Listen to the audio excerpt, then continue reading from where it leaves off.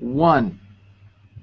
Hi everyone, my name is Nicole Ziola and I am the CEO of BYOU, which is a teen self-esteem and lifestyle brand for young women where we're empowering them to become the best version of themselves and live authentically and create the life of their dreams. And I am just so honored and grateful to have a special guest with us today. I'm going to be interviewing the one and only Lisa Sasevich, best known as the Queen of Sales Conversion and founder and CEO of The Invisible Clothes. So Lisa, honored as the 2013 Extraordinary Entrepreneur of the Year by Women Online Magazine, recipient of the coveted eWomen Network Foundation Champion Award for her generous fundraising, and ranked on the prestigious Inc. 505,000 list of America's fastest growing private companies for the last 2 years. Lisa Sasevich, known as the Queen of Sales Conversion, teaches experts who are making a difference how to get their message out and enjoy massive results without being salesy. So after 25 years of winning top sales awards and training senior executives at companies like Pfizer and Hewlett-Packard, she left corporate America and put her skills to the test as an entrepreneur. And in just a few short years, Lisa created a multi-million-dollar home-based business with 2 toddlers in tow. Lisa really is the undisputed expert on how to make big money doing what you love, and I can say Lisa is truly an inspiration to all women, mothers, and young girls out there, and I am honored and grateful to have her here and get to ask her some questions and have her give us some feedback today. So welcome, Lisa. Thank you so much, Nicole, and very inspired by what you're up to, too. So it's great to be among another powerful woman and sharing this together today.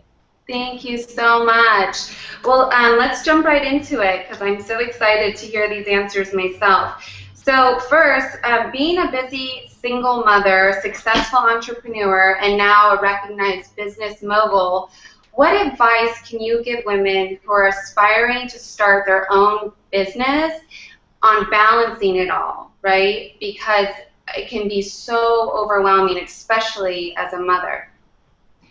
Definitely, having your own business in and of itself is, there's a lot of moving parts, and then when you add that to motherhood, and for most of us, a priority are our children, and then we have our passion, and so if you're doing a business that's related to your passion, you've got that priority. So it definitely is a constant balancing act. I think, one of the things I've come to is don't beat yourself up with trying to balance. It's not really a balanced equation. You are going to have times where you're, really, really focused on something that you're trying to move forward with your work and with your new business. It requires an intense amount of energy to get something off the ground. And then there's going to be times with your children where they require an extraordinary level of intense focus, more than the regular day-to-day. There's just those times that you go through when they're starting something new, when they fumbled, when you need to put in some kind of a correction. So what I try to do, instead of always holding myself up to a standard of am I balanced, which I rarely am, is I try to batch. So I'll have, for example, my kids are 7 and 10 now. My daughter is 7. My son is 10. For example, in about a week, it just so happens that his chess camp and her gymnastics camp are the same week. They're going to sleepaway camp. So I won't see them for a whole week. So, during that week, we've got a big live stream coming up. We've got an online promotion, a big launch of a new program. I'm going to be really diving down and, getting to work those long days, which I actually love. I don't do them a ton because I do, divide my time between my kids and my work. But I love it when I can just kind of dive in and get really deep into something and let the creative process take over without interruption, without jumping in and out, and then when they come back, I'm unplugging completely, and we're taking a week vacation. That's just us, and we're going to do all kinds of fun stuff. And And that's really how I do it. If I have a retreat coming up with my high-end clients, I may not be home for 3 days, but I'll have my nanny bring them to the pool at the lovely resort that we're at, and they know I'm there, and they'll come swipe food out of the buffet. They'll be in my room and my suite. I mean, there's some pretty nice perks. So I try to just include them as much as I can. They understand our lifestyle. We are a multi-million-dollar Inc. 500 winning company, privately held, and the kids live in the same house that we work in. During when they leave for school at 8, and at 9, the 3 others and myself work here. And then they leave at 5, and my kids come barreling through the door somewhere around that time. So it's it's a different lifestyle, but we love it. I love having a lot of people around, a lot of moving parts. So I would say, batch. Don't beat yourself up trying to have it all be perfectly balanced. Just make sure it's like kind of at the end of the equation it balances out. Right. That's so helpful. I love that. That's really, really helpful. So, too, I know you started your company by yourself, working from home. It's a home-based business, like you mentioned, while raising your children. And some women might think that that's impossible or feel just overwhelmed by how to even do something like that. So what's your advice for being productive working from home while still being a mother? Because I find that very challenging myself. Yeah. And I know other moms probably think they can't even possibly start a business because they're so busy, keeping up the house or doing the things with the kids. So I'd just like to hear your advice on that. I think that the biggest thing you can do is early on, and this is a little bit of a stretch, it's a little bit of like a chicken egg, you kind of have to stretch yourself and do this before you feel totally ready, is get support. It's impossible to do all the things that you did before you had your own business. When you maybe were working 9 to 5 and you could unplug at 5 and come home, and 5:30 to however late you stay up is totally yours. You can do your own laundry, you can do your grocery shopping, Right. But if you really want to have your own business, something's got to give. Yeah. And be there for your kids. So I figured out early on that I would rather, it's a different going rate wherever you are in the country, right? But let's say take $15 an hour for like a nanny or help in your home, like housekeeping support. And Right. obviously that's higher and lower in different places. But I mean, I would rather spend $30 and get 2 hours and have somebody else do the dishes of the day and laundry, and have that time helping my kids with homework or having a special one-on-one date with my son while my daughter's at gymnastics. Right. I would rather dedicate my time that way, because here's the thing.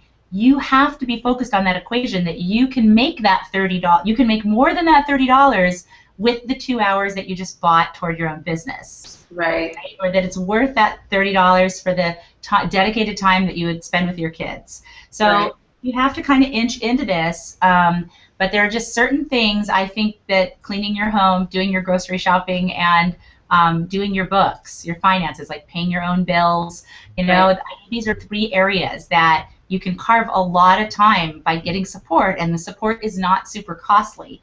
When I Right. started, I had somebody helping me 2 hours a month with just paying my bills and doing anything that had to do with the money.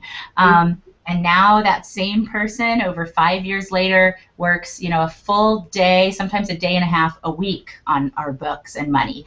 But thank God I started. That's the other thing. Thank God I started with her when I was beginning, because we started small, and now I can trust her because there's a lot. Right. Yeah. Wow, that's awesome. So get support. Get support. The first answer, batch. Don't worry about balance, batch. And the second one is get support. Get it early, like before you need it. Right, right. Yeah, you have to, because that's awesome. Thank you. I have to tell you, my eyes are looking behind the screen because 2 7-year-olds just came home from gymnastics. Oh, nice. Upstairs and into my bedroom. They're being so quiet, but I mean that's part of it. Like, they're home for about an hour until they just came from dance, and they go to gymnastics in an hour, and that's kind of like part of what it looks like around here during the summer when they're not in school all day. They know the drill. So cool. It is so cool. It's so inspiring. Thank you. I love it. So what advice can you give to the women watching on building self-esteem and overcoming their fears? Because I think a lot of times that is what holds young women and moms and women back from really following their dreams and living their purpose, is just that fear and lack of confidence. And you radiate that. I've watched your videos. I do follow you. I'm so excited to be here with you today. But you have that, you have that energy, that aura, that confidence. And I'm sure it's taken work. So I'm just curious, what advice can we give women watching on building that and staying that track? It's a cycle. You got to think of it like a circle, and call it the success circle, right? What fuels the cycle of being able to build confidence and build success is it all starts with, first paying attention, kind of listening. I call it listen, act, trust. So listening for, where are you helping people? What are people asking you for? Where are you getting those kind of messages from above? Whatever your belief system, from God, from your inner self. Like, where are you getting those little taps, like to put your attention there, to give in a certain way, to help a certain person? And if you start to listen to that, and if you meditate, that's a great way to do it, or just being quiet. When you're driving, don't always be on the phone or always listening to radio. Like, use that driving time in silence. We're putting out so much, you've got to make some space to receive. So once you start to listen, you will start to hear. And again, whether it's something from your inner self, something more spiritual, or really just something that actual people are telling you, like, you're great at, you should do this, invitations that you're getting. The second step is to act. When you see the successful people that you see, you will see this, that they are acting right away on the taps that they're getting, the information they're getting. They're not overthinking it to ad nauseum, where that fear gets to creep in, and all that overthinking is when you don't act, right? It's like you get all this time to obsess, to look at all the things that could go wrong, over-analyzing. If you act quickly, there's not time for that. All of a sudden you're consumed in, like, oh my God, I just invested in this program, or I just agreed to help this person, or I just joined this committee, so all of a sudden you are occupied with that versus, all of the air war that, can block your self-confidence. And then I think the biggest part, the hardest part on the listen, act, trust, my little formula, is the trust. Like, trusting the action you took. Because you go, okay, I want to be involved with this, and then you act, and you join a committee, and they say, oh, great, we've been looking for somebody, and they dump all the work on you, and they put you on the board. And all of a sudden you're there going, did I do the right thing? So you got to trust the action that you took. It's leading you somewhere. It may not get you right where you wanted to go, but you'll see that, like, you lived, it worked out, you made some connections, and I like to think of it like God cannot course correct if you're standing still. If you're moving, like a car with power steering, if you're moving, it's really easy to steer, the power steering's there. But if you're standing still, if you've ever been in a car trying to move the wheel, it doesn't go anywhere, it's stuck, and that's like us. So listen, act as fast as you can, and then trust the action that you took. Oh, I love that. That's awesome. Oh, I love it. Okay, this kind of follows up the question that we just asked, but how do you think women can develop more confidence on a daily basis? Do you have anything that you do to build your confidence daily, like a ritual or routine? It sounds like maybe you meditate, or the acting. I guess you kind of already answered that question. Well, I will say that I think confidence, and I learned this from a guy that I was studying in a course called Strategic Coach, just to give him credit. I think confidence comes from having clarity. When, like, you feel confused and you don't know what to do, it's easy to not feel confident. Totally. And so anything you can do to get clarity. So like you said, meditate. Sometimes for me it's like going out and walking or jogging. I live, in La Jolla. We have beautiful beaches, we have nice hills to walk. I'll put something empowering on my iPad, on my iPhone, and just sort of. I learned this from another friend. Walking one direction, I listen, like to something motivational, and then the other direction, it's quiet, like to receive. Oh, Input on the way there, and then on the way back, I'm just allowing. That's where you can do that listen part. So I think clarity is the key, really the key to confidence. And then once you get that some clarity, going, okay, then what do I need to do? What capability do I need? And say, okay, well, I need to learn this or sign up for that. So once right. getting the clarity and then starting to add on capabilities is sort of what I would say was sort of the methodical answer to Yeah, that. And however you get clarity, meditation, exercise, being outdoors, being quiet. right. Yeah. That's so helpful. It's invaluable, actually. I love that. Okay, so do you have a daily routine that you use to set yourself up for success? Is there a certain uh, system, a routine that you have to ensure that you're constantly going in the right direction and succeeding? You know, I do the things we talked about, like I meditate and exercise as much as possible. I'm more consistent with exercise, so probably do that, 4 or 5 times a week, even something small, 20 or 30 minutes. Just, I need to move. I'm a physical person. And, whenever I'm feeling stuck, I tend to put meditation back up on the priority list. Mhm. 15 minutes, there's a website, I think it's called onegiantmind.org, that has great little meditations just ready to go. You can just listen to them, and they're fabulous. Um, and the other thing that I really think is important is just knowing that what you're going to do each day, like what wins are you going to create? So Mhm. if I just start today saying, you know what, today I just want to have a great interview with Nicole. I want to have a fabulous one-on-one date with my son tonight, and a great presentation with something else I just was interviewed for. Like, if I just did those three things, I could go to sleep feeling really successful. So Right. imagine if you did that every day, right? You just focused and got those three things done that were important to you. It adds up to a lot of wins by the end of the week. And I Mhm. think without having that, it's easy to just kind of get stuck in email and all over Facebook, and Right. uh, but you can do those things. It's just make sure you get those wins done. It's a couple important things each day. Absolutely. Yeah, it's Yeah. like putting those intentions and then knowing that you followed through, and that probably helps with the confidence too. Totally, because you build your wins, and then if you can each day acknowledge yesterday's wins and claim today's. Right. We teach a lot of we have trainings for heart-centered entrepreneurs. We have a mastermind called the Sales, Authenticity, and Success Mastermind. A lot of moms, a lot of women from all over the world that come with us online and live for a year to learn how to build, gain the confidence and the capability to build their own business. And we use this exact thing. We have something called the Power Tool. It's called our mastermind is called Sales, Authenticity, and Success, but in short, it's called Sassy, S-A-S. Awesome.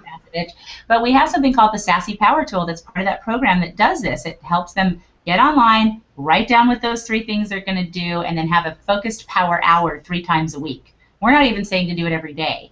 And Right. it's amazing the amount of things people get done. It's amazing. That's fabulous. Yeah, At the very, end, you want, sorry? yeah, very inspiring, really. Yes, it is. I want to make sure at the end we get the web addresses for people to be able to go check that. Actually, you know what? I'll tell you right now. I think this is a perfect one. I think it's a 21-day program that's Uh-huh. complimentary just for you guys called the Live Sassy Formula. So it's really like everything I'm talking about. How do you listen, act, trust? How do you get clarity in what you're doing? Yeah. So I'll tell you right now, if you want to, for everybody watching, go to livesassyformula.com. You just put it. There's a great video there. You can put in your name and email. There's a little link. So we have a Live Sassy Formula book that you can grab. You can buy it right there on Amazon. And then we'll start sending you 21 days of email to support you in living sassy, living with sales, authenticity, and success. Sassy also stands for exhibiting boldness, confidence. It's funny that Right. if you look up in the dictionary, it's imparting spirit. It's all these great things. So anyone Awesome. who wants to join us at livesassyformula.com, it'll make you part of our list community, and you'll start getting some free training from us right away. Awesome. That's fabulous. That's perfect. Okay, thank you. So next question is, what is the most important thing you think a woman should know who is embarking on starting a new business? Well, this is There perfect. one. Yeah, well, there's a lot of things, but I honestly do think there's a most important. And you guys will see this at livesassyformula.com. One of the first free trainings you get is about being what we call on your dime. So what is being on your dime? It's really like, if you look at Oprah when she had her show, right? It's like she was on her dime. It was like doing exactly what she was made for 25 years, I think, right? When we're off our dime, most of us, including myself, we're a little bit off our dime. We're like a little to the left. And the job is to like inch, inch, inch, inch until you're on your dime. We also call it like knowing your $1 million value, or knowing that your unique ability. What is that you were uniquely made for? So doing the things you need to do to get on your dime, to figure out your $1 million value, I think is the most important thing. And then being able to articulate it, to speak it, to tell people what it is. So when you go to livesassyformula.com, coincidentally, one of the first video trainings you'll get from us is about doing exactly that, getting on your dime, finding out what you were made for, what are the steps, and then how do you communicate it. And that's really the most important thing, because if you're going to offer or sell anything, you've got to be able to articulate it in a way that people can understand. You got to know what it is, remember the clarity, and then you've got to be able to speak about it. So that's all available at livesassyformula.com. So perfect that you asked. Okay, awesome. Perfect. Okay, next question. I have just a couple more. And this is just a fun question. What's your favorite part of, being a mother and a entrepreneur and successful business mogul? What are you most proud of? I love the perks of being an entrepreneur, and being a successful entrepreneur and being able to include my children. So, for example, I woke up this morning at the La Costa Resort and Spa in here in San Diego. It's where we're having a retreat in a week. So they gave my children and I, 2 connecting beautiful rooms, and we got to be by the pool all day yesterday. They had 3 water slides. Of course, we arrived, and there were like Cosmos for mom and cookies for the kids. And the kids know we're on a comp trip, and when we're walking in, everybody's treating us so great, and they love it, and they were there, and that's just really fun. Last year, one of the best things I did is I took a bunch of clients and myself to Uganda. We did some giving there, and I took my 10-year-old son. And I told my daughter when she's 9 she can start coming too. But it was the best. We've done so many amazing vacations, and you know what? This was the best. Just him and I being able to do that, and they get it. They're starting to get it. They know I'm recording right now, like with you. We're on this live, presentation. So my daughter came home for an hour. She's sneaking around, So I like including them in it, because imagine the confidence and the picture that they're going to have. Remy, my executive assistant, she grew up with her mom as an entrepreneur, so she jumped right in here, really comfortable. She grew up in a working house. Nice. Yeah, it's a big advantage. It's like the dream, I love freedom. I love showing women how to set themselves free. That's why I want you to keep joining us, and the moms that are listening. You can set yourself free. You really can, but you have to do it.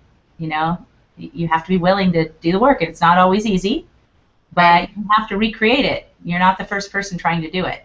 You just follow someone who's figured it out. There's a lot of us out there. Just pick the person you like. That you can resonate with.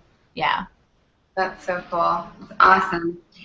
Okay, so last question is, knowing what you know now, what one thing do you wish you would have known when you were first starting on your journey of, I would just say, of life? You know, like if you could go back and tell yourself something now, that you know now. I think the biggest thing, this is 3 words you can write down. It's assume the throne, right? So for everybody watching, assume the throne, because what happens is, like, you think someone's going to come. I know for years, I'll speak for myself, I thought someone was going to go like, oh my God, she's so amazing. She's such a great communicator. And there was going to be like this knock on my door. And they're going to say, we want you to have your own TV show. We saw you speak, you know. And you know what I can tell you? 40 plus years later, it doesn't happen like that. I mean, you know, it happens like 1 in a gazillion people, right? Like one of these Victoria's Secret models that gets discovered off of at a Starbucks. But why do you hear about that story so much? Because it's so rare. Right. So what happens, like, for the rest of us is you go ahead and you assume the throne. You know, I'm known by many as the queen of sales conversion. No one came to my door and said, okay, Lisa, we've tallied the numbers. Here's your crown. Do you know, one day I got it. I'm like, oh, nobody's coming. I'm the queen of sales conversion. And nobody ever questioned it. You know, and I grew into it, lived into it, and became it. So, you know, as early as that light bulb can go off for you, just assume the throne of what you're doing and who you are, you know, and then just keep living consistent with that.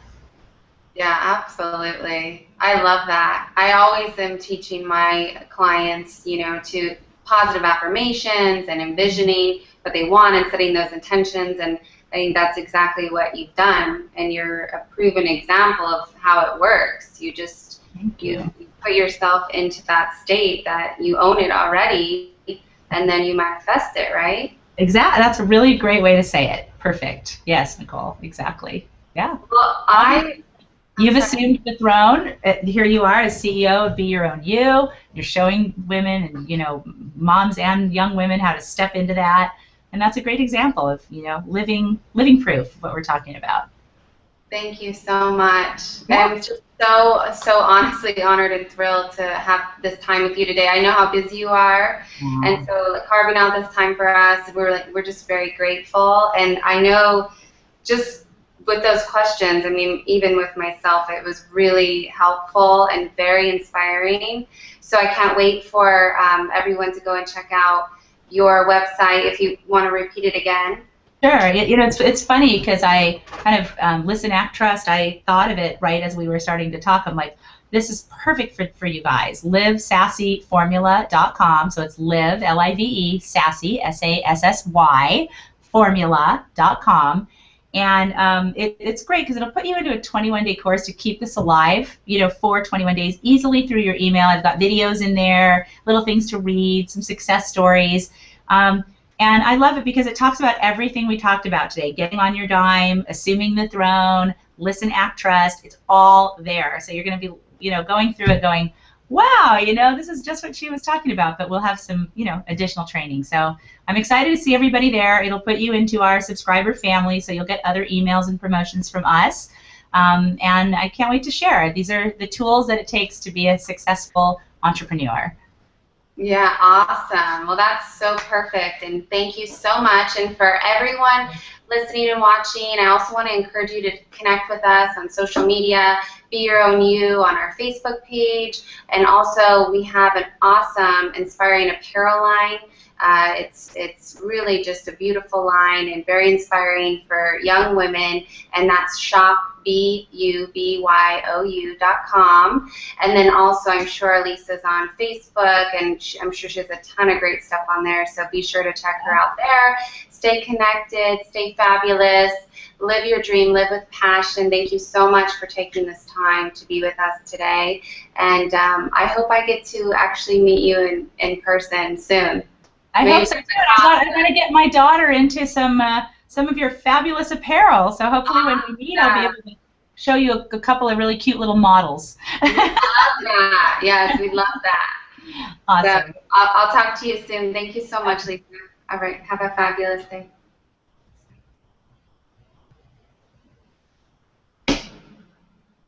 Oh, I don't think we can hear you, Greg. I was muted. Okay, you ready for part 2? Sure. Okay, here we go. Thanks, Nicole. Thank you. Hang on, Nicole. Nicole, stay there. I'll get you in this conversation too. Okay, so okay. I'm gonna silence and then I'm gonna dive into it. Okay.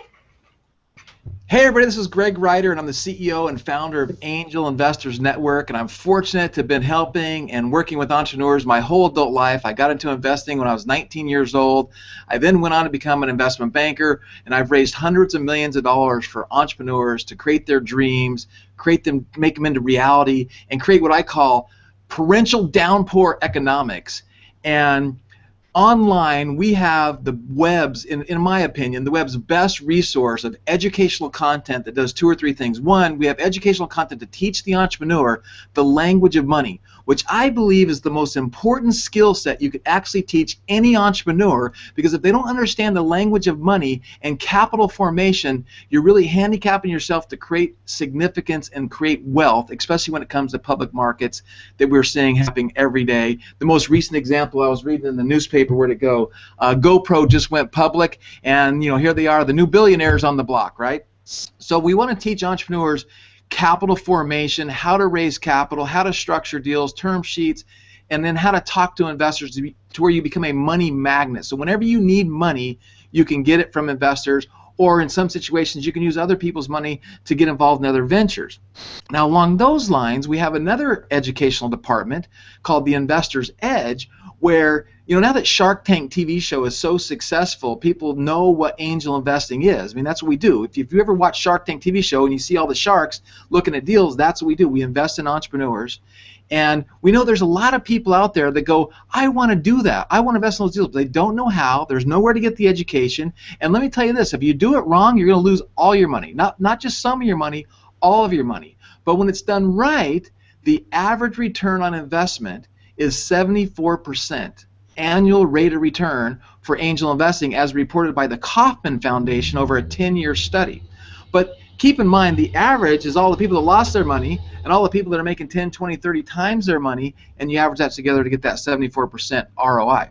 So with that being said, if you're fit in either one of those, you want to be involved on either side of that equation, you're an investor and you'd like to learn to invest, check out angelnetwork.com, get our newsletter, check it out. If you're an entrepreneur, you need capital, check that out as well. And a lot of times entrepreneurs think they need money, but they really don't need money. They need marketing and team. So the third part of what we do that's very, very unique is we have a database that we've assembled and continues to grow of C-level executives and experts that are willing to give you time as an entrepreneur in exchange for revenue share and or equity. So again, if you think you need $1 million, but really you need a CTO or a CFO or a marketing funnel or sales copy or advertising and branding, you can lower those cash needs by people that are in our expert database and tagged properly, that are raising their hands going, I want to help entrepreneurs. Because there is a whole group of us around the world that love entrepreneurs and what they do. So today I'm super excited that I have a friend of mine that I asked her if she did the angel investing, and she said she hadn't. And I said, why not? She goes, well, I don't know how. I know, and so I like, can I interview you for just a quick little interview? And I want to talk to her about some fears and what's going on. So I've got Lisa Sasevich on with us, as well as I have Nicole Ziola on with us, she's the CEO of one of our investment portfolio companies, and we'll bring in her into the conversation as well too. So Lisa and Nicole, thanks for joining us today. I appreciate it. Thanks for having us. Say hi, Nicole. Hi. Okay, so Lisa is the queen of sales conversions, and you know what's so inspiring to me is you're the single mom, and you are the poster woman for a man is not a plan. Okay, I just love what you've accomplished and what you've done, and you left corporate America to do it. And we don't need to get into all the stuff other than people that know me and that trust me and subscribe to my newsletter and watching this, tens of thousands of women, mostly women, but there's still some men, she has made positive impact on their life and helping them in this entrepreneurial world and becoming the right kind of salesperson. Everybody hates salespeople because they're salesy. So she's the queen of sales conversion and making sales without being salesy. So, but that's a whole other story. So I want to ask you, Lisa, let's talk about angel investing. Have you ever heard of the term? What do you know about angel investing? And what do you think about that? Just right off the bat. Sure. Well, first I want to say when we hit the Inc. 500 for the first time a couple of years ago, we took number 169 in the nation, from home, 2 toddlers in tow, and GoPro was, they were either number 1 or 2. Life is Good and GoPro were up there in the top 5.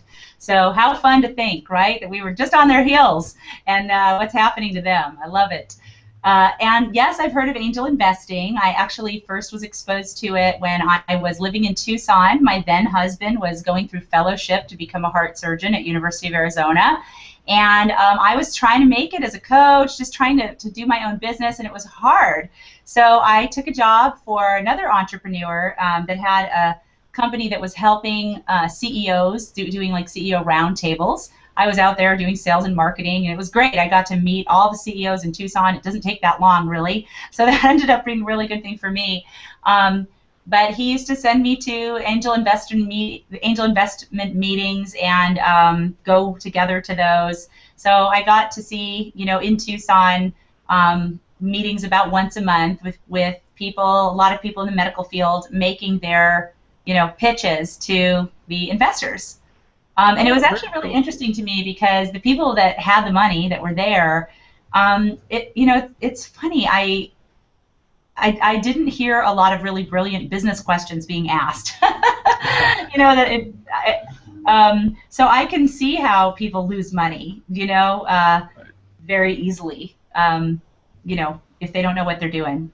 There's so many ways to lose, Mm-hmm. and what's really cool about somebody like you, it's like you've dealt with so many entrepreneurs. I could ask you a few questions that if you were to look at an investment deal, right, and you deal with so many entrepreneurs, you could have a 5-minute conversation with an entrepreneur that you're thinking of investing in, and because you've dealt with so many entrepreneurs, you could immediately just say, oh, that guy's not focused, or that guy's doesn't have a clue, or he's kind of way out there, naive. I mean, instantly you get to where you can figure these things out on that kind of stuff. So that's cool. So I didn't realize. So you have a little bit of understanding about that whole stuff. Now, Nicole, what about you? Have you had any experience in the angel investing world?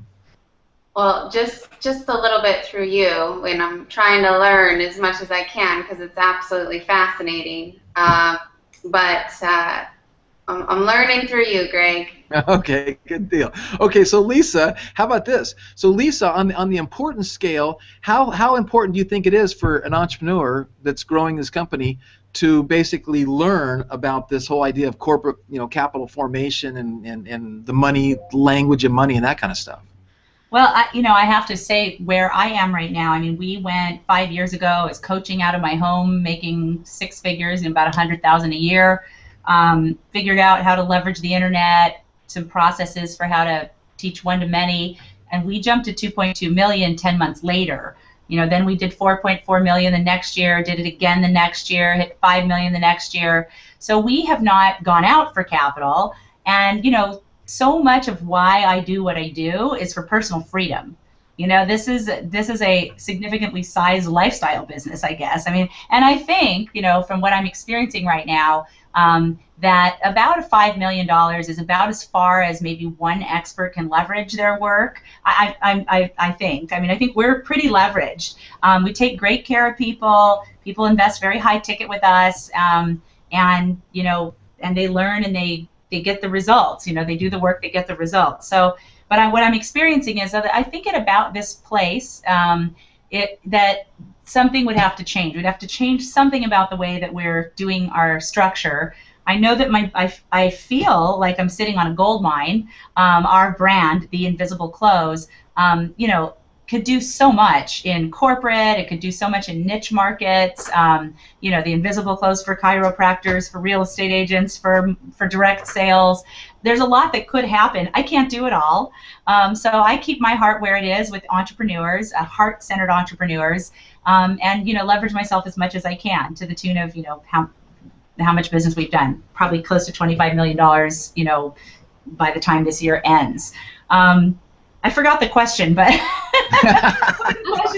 mean, I kind of want to give you a sense of where we are. So I've never gone out for capital. I think that's what you were asking. Well, no, the question was how important do you think the whole language of money, even you growing from where you were, just that idea of tax, properly structuring your corporation, the tax strategies that go along with that growth, the tax implications of all of a sudden making more money. I mean, and to me, you're it's in a unique situation that because you do a lot of digital information products, you have super high profit margins, especially with your coaching as well, that you didn't need the money to grow, whereas people that have a physical good, they start getting tons of orders, they need capital.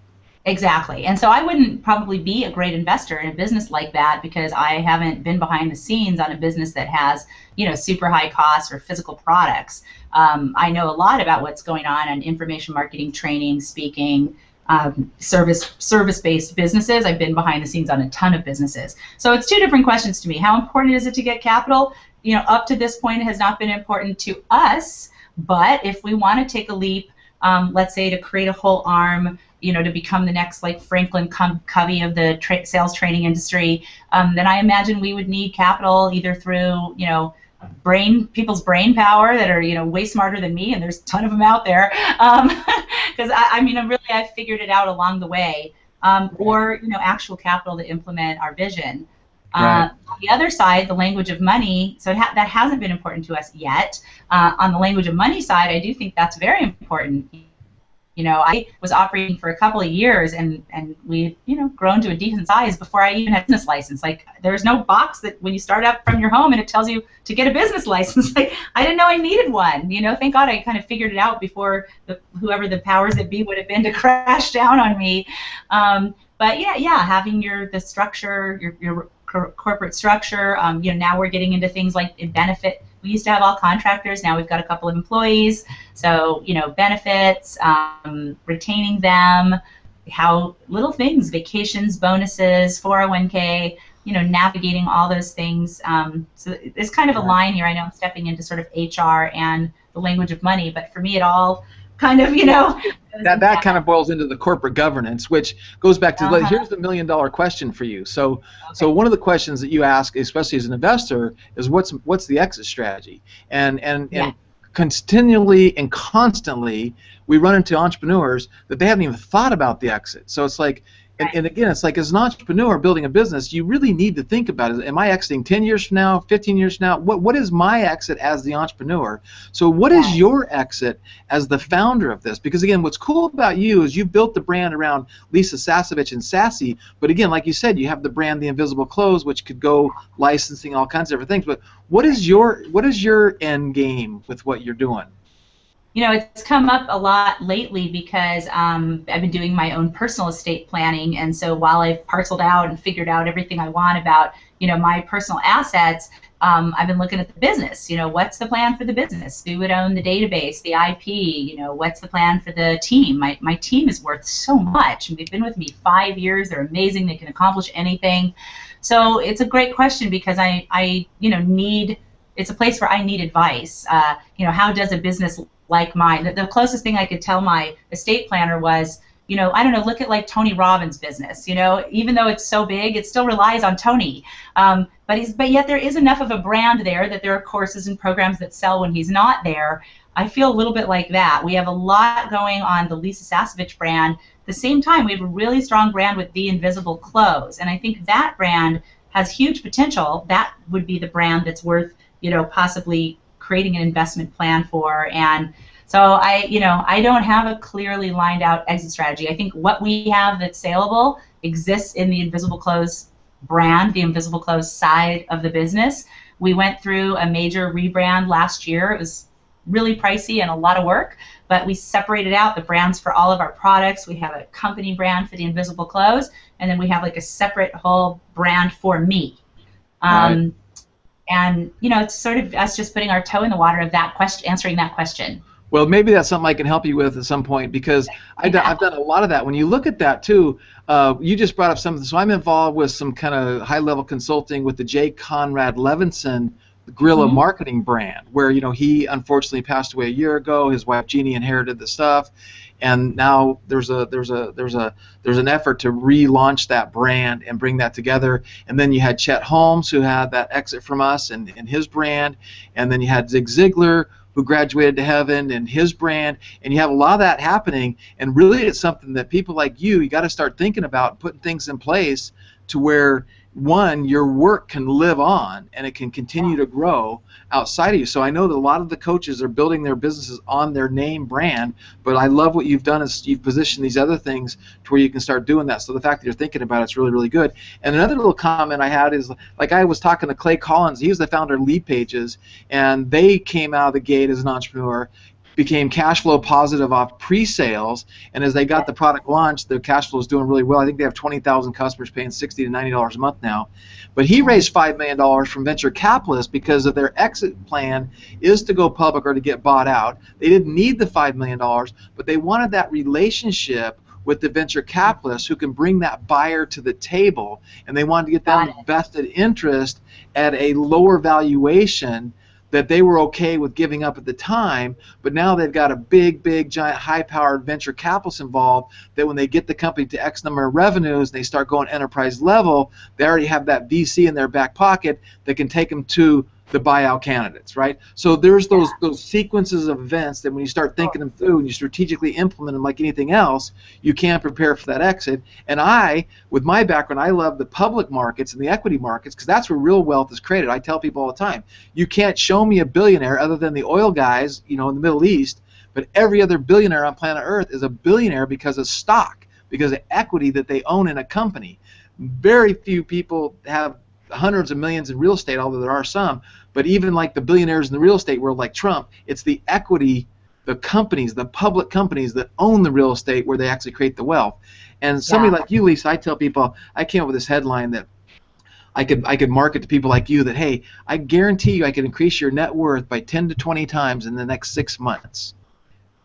Opt in here for a free strategy session. I'll show you how to do that because I literally can do that. I literally know how to do that through the equity markets. So I know we got a hard close. We got to end here soon. But well, what I wanted to say is that I think that where I am, and a lot of folks probably like me that are like the first year we broke the multi-million mark from a home-based business, it was like my reality exceeded my dreams so much I didn't even dream that. So it took me like 2 years just to dream beyond it. Do you know what I mean? I was just like, and then now that we've kept there for multiple years, 4 or 5 years, I'm starting to open up to other ideas, and I think that the big nut to crack, and it's really kind of a personal inquiry, is this going to remain a lifestyle business for me? Right, a $4 to $5 million, great lifestyle, personal freedom. I'm not accountable to, only accountable to my clients and my team.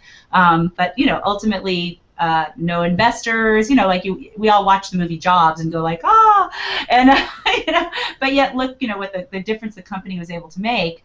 So, is this going to remain a lifestyle business, or am I up for, I think we're poised for that leap to be a $10 million company, to go from 4 or 5 to 10 or 20. I even have a sense of what we need to do.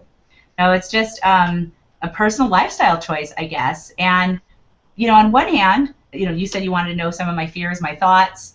On one hand, I know that I was able to 10 times leap this company from, 50,000 to 500,000, 500,000 to 5 million. So I did it, and my lifestyle got easier and better. So, I scratch my head and say, well, taking us to a $50 million company, would that be the same kind of dynamic? And I just don't have the structure, the tools. So that's what I'm lacking at this point, and the clarity if I want to do that.